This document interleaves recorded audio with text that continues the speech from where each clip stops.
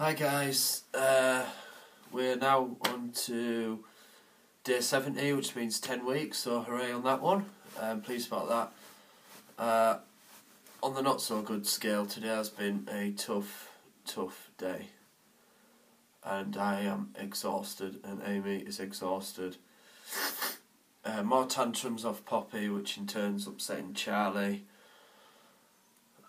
And how do we sit and explain to Charlie, that his sister's just poorly and she doesn't mean anything she's saying or doing. It's just been completely one of those days. I'd be lying if I said it's been a joyous, happy day. Again, it's the flip side of things. When there hasn't been shouting and screaming, Charlie has been happy enough, and he's been bouncing around because Charlie does like his weekends. I know he loves his school, but he does really look forward to the weekends, just relaxing and whatever else. I came down this morning, and Amy had shown me a couple of pictures she'd taken. I've seen them on Facebook that she'd uploaded, and they were lovely. Charlie's happy bouncy. He's fascinated by the Christmas tree.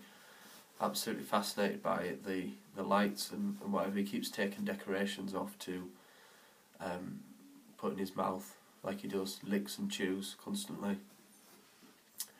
But yeah, overall it's been a very meh day. So actually looking forward to sort of relaxing tonight and with a cup of coffee and just watch some telly and let my brain unmash. Of course, I do say often enough, it's been a good day, it's been a good day. You don't always get good days, you don't. I think, the reason I'm mentioning it, because, people say this is an autism blog, if Charlie's upset, then he's upset. It's not necessarily related to autism, but the core of it is Charlie's frustration with, in this instance with Poppy, and how he can't convey that to us. And on the flip side, we can't explain to him that Poppy's just feeling poorly, or she's not feeling great, so she's bound to be a bit ratty or whatever else. And that's where once again, that's where autism sort of kicks us and comes into play. It's things you don't think about. You think of autism and you think of the stimming and the chewing and the eye contact and things like that. And obviously, it impacts day to day, but you never think, you don't think about the fact that if a sibling's poorly or something like that, how that would affect, the child or the person with autism. Not directly, but as I say, you can't explain to him or whatever else due to Charlie's autism, so frustration builds up, and you're left with a very unhappy child. Again, I want to make clear, we've not had any meltdowns really. I think there is a level or a degree of understanding there that, Poppy's not quite how she normally is. And I think that's sort of been our saving grace from full-on meltdowns today. But the full extent, then we couldn't really explain it to Charlie.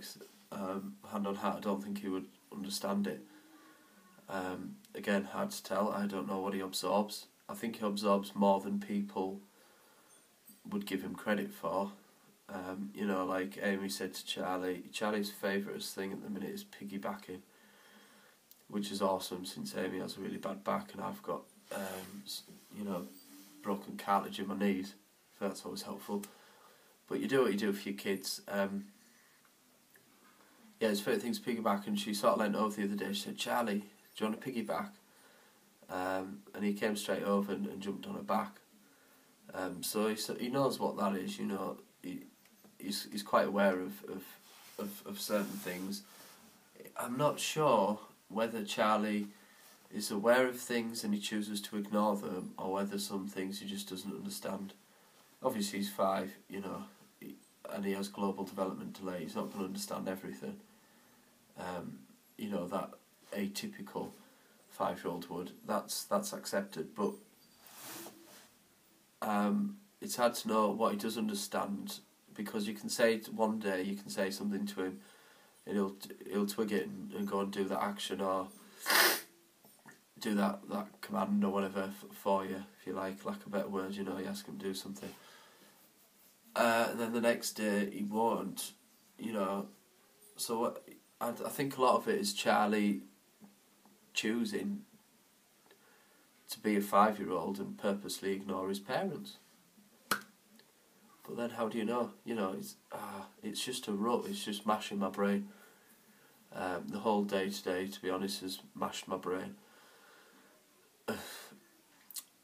But on a happier note, we seem to be doing well with our channel and things like that.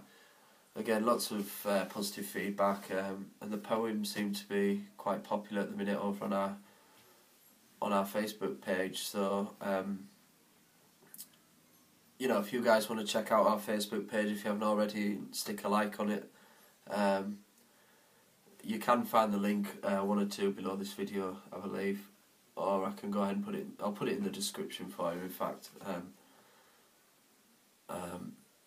Actually, it's at the end. Sorry, just ignore me, my head's smashed. But it's at the end of the video, along with our Twitter account if you want to follow us on Twitter. If you wait till the end after the Charlie videos. But yeah, that's there's just a couple of things to think about. I'll leave it there, guys, because I need a paracetamol and I need some coffee. So do excuse me. Hopefully we'll, Charlie being back at school tomorrow. Poppy's at nursery, it might chill her out a little bit, and it might put Charlie into a bit more structure where he'll feel a bit more comfortable. And as always, we'll have his school book to fill you guys in what he's been doing for the day. As always, please do excuse me these past sort of 2 or 3 days. We've not had much sleep. We've been pretty much shouted at all day for the past 2 or 3 days. It's just not been a great weekend, really, unfortunately.